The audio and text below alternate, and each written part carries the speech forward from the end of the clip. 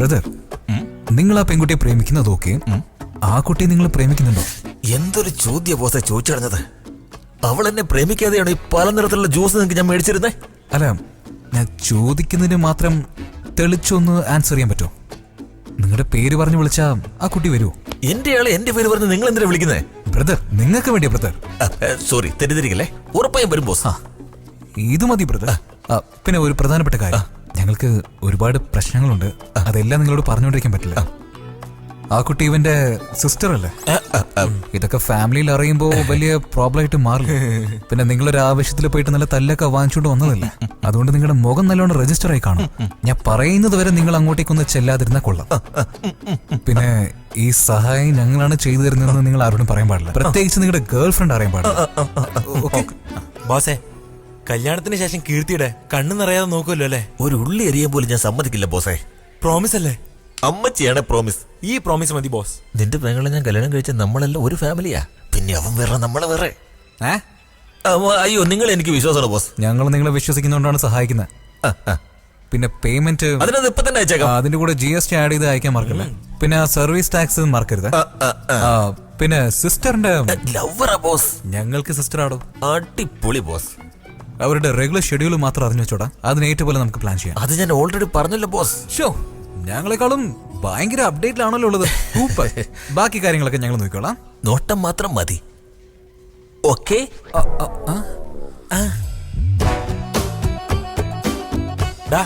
ആ പെണ്ണ് രാവിലെ 9 മണി മുതൽ വൈകുന്നേരം 4 മണി വരെ വീട്ടിൽ തന്നെ കാണും. ഇടയ്ക്കിടയ്ക്ക് അടുത്തുള്ള അമ്പലത്തിൽ പോയിട്ട് വരുന്ന കാണാം. കൃത്യം വൈകുന്നേരം 4 മണിക്ക് ശേഷം വീട്ടിൽ നിന്ന് കോച്ചിങ് ക്ലാസ്സിലേക്ക് പുറപ്പെടും. ഇപ്പൊ ആ കോച്ചിങ് ക്ലാസ് പോലും നമ്മുടെ ബോസ് അവളുടെ തന്തയുടെ നിന്ന് തല്ലി മേടിച്ചതിന് ശേഷം കട്ട്. അവൾക്കൊരു ദുബായ്ക്കാരനായിട്ട് കല്യാണം നോക്കിക്കൊണ്ടിരിക്കുക. അതിനുവേണ്ടി ആരെയോ കാണാൻ അവൾ പോയിട്ടുണ്ട്. രാത്രി 10 മണിയാവുമ്പോഴേക്കും അവൾ തിരിച്ചു വരും. അവള് കറക്റ്റ് ആയിട്ട് 10 മണിക്ക് റിട്ടേൺ ആവുന്നു നീ എങ്ങനെ പറയുന്നത്? അവളുടെ അച്ഛൻ ആരോടോ ഫോണിൽ സംസാരിക്കാൻ ഞാൻ കേട്ടതാ. അതാ ഞാൻ കറക്റ്റ് ആയിട്ട് പറയുന്നേ. എനിക്ക് പെണ്ണിനെ പൊക്കാനാ ബുദ്ധിമുട്ട്, കാറൊക്കെ പൊക്കാൻ ഈസിയാ. മനസ്സിലായില്ല. എനിക്ക് ഈ പെണ്ണിനെ പൊക്കാനാ ബുദ്ധിമുട്ട്, കാറൊക്കെ ഈസിയായിട്ട് പൊക്കും. ഞാൻ തരുന്ന ഫോൺ, ഞാൻ പറയുന്ന നീ ബാർ അറ്റൻഡറോട് പറഞ്ഞോ?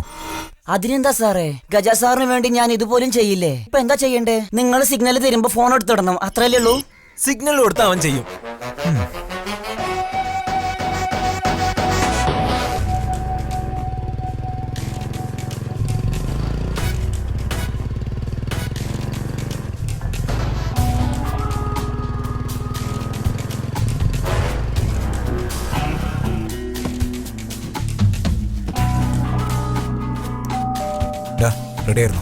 റെഡിയാ.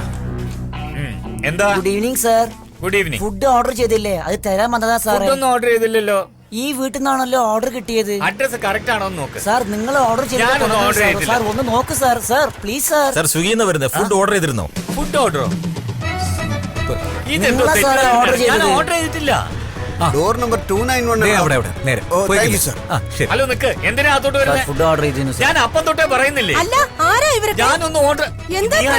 സാർ ബിരിയാണി ഓർഡർ ചെയ്തില്ലേ? ഫോൺ ചെയ്തിട്ട് ഫോൺ എടുക്കുന്നില്ല. ഞാൻ ഓർഡർ ചെയ്തിട്ടില്ലല്ലോ. ഞാൻ ആദ്യം ബില്ലമോട്ട് തന്നാ മതി, ഞങ്ങൾ പോയിക്കോളാം സാർ. 10 മണിക്ക് വരുന്നില്ല പറഞ്ഞ ആളെ കാണുന്നില്ലല്ലോ. വരൂടാ, ഒന്ന് വെയിറ്റ് ചെയ്ത് നോക്കാം. ആ നമ്പറിലേക്ക് വിളിക്കേ. റിംഗ് ആവുന്നുണ്ടോ സാർ? നിങ്ങളുടെ വീടിനകത്ത് റിംഗ് ആവുന്നേ. ഓർഡർ ചെയ്തിട്ട് ആളെ കളിപ്പിക്കുക. ഈ സാർ ഓർഡർ ചെയ്തിട്ട് ഞങ്ങൾ വന്നത്. ആദ്യം ഞങ്ങളുടെ കാശിതാ. മച്ചാനെ, ആ പെണ്ണ് വന്നടാ.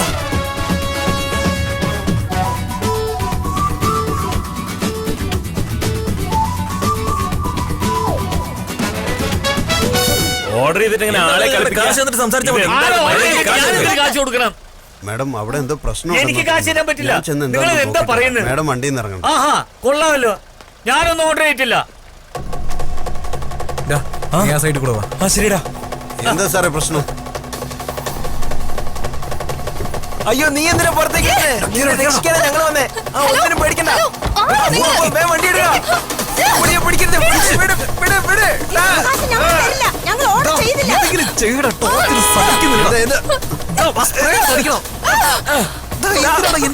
എന്റെ മോള് വണ്ടി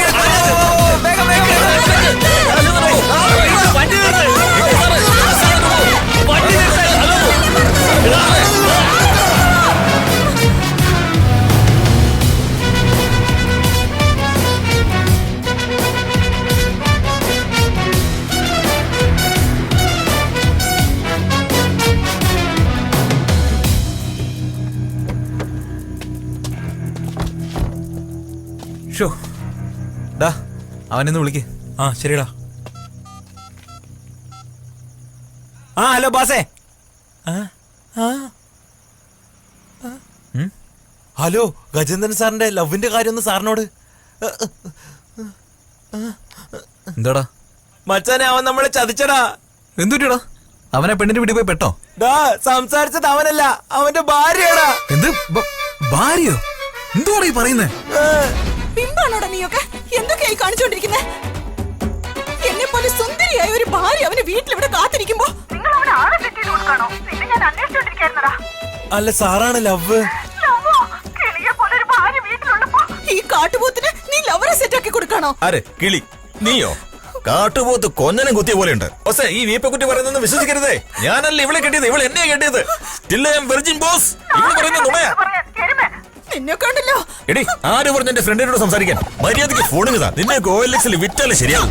ഡാ നീ കളിയാക്കല്ലോ. മച്ചാനെ ഞാൻ കളിയാക്കല്ലടാ, സത്യാടാ പറയുന്നേ. നമ്മള് കുടുങ്ങിയടാ.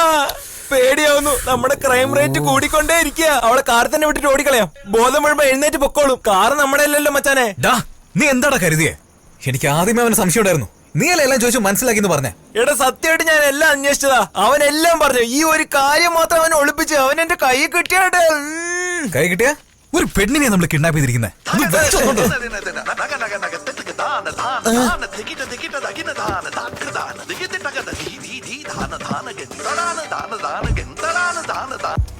ഹലോ എടാ എന്റെ മോളെ കടത്തിക്കൊണ്ടുപോയി രക്ഷപ്പെടാന്ന് വിചാരിച്ചോ നിങ്ങളെ? ഒരു മണിക്കൂർ കൊണ്ട് നിങ്ങൾ എവിടെയാണെങ്കിലും പൊക്കും.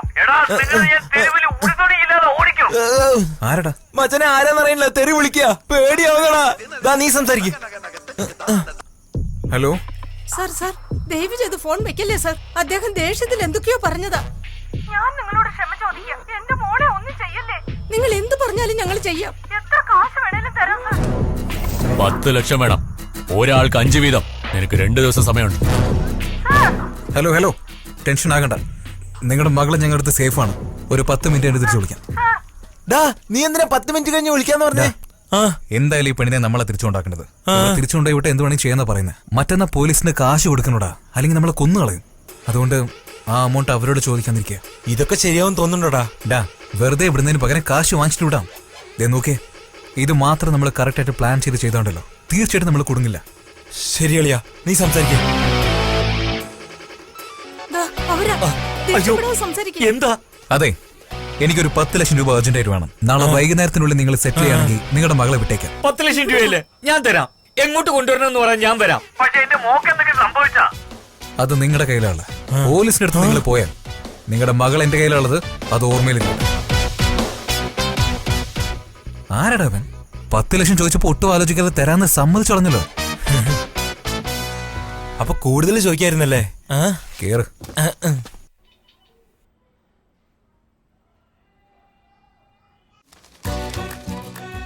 ഇവിടെ ലെമൺ റൈസും കേർഡ് റൈസും മാത്രമേ കിട്ടൂ. ഒന്ന് അഡ്ജസ്റ്റ് ചെയ്തോ. ഇതാവുമ്പോ പെട്ടെന്ന് ചീത്തയാവില്ല. നീ വിചാരിക്കുന്ന പോലെ ഗജേന്ദ്രൻ അത്ര നല്ലവനല്ല. അവന്റെ കല്യാണം നേരത്തെ കഴിഞ്ഞതാ. Just miss. നീ രക്ഷപ്പെട്ടു. ഞങ്ങൾ നിനക്ക് നല്ലതേ ചെയ്തിട്ടുള്ളൂ. ഡോട്ട്.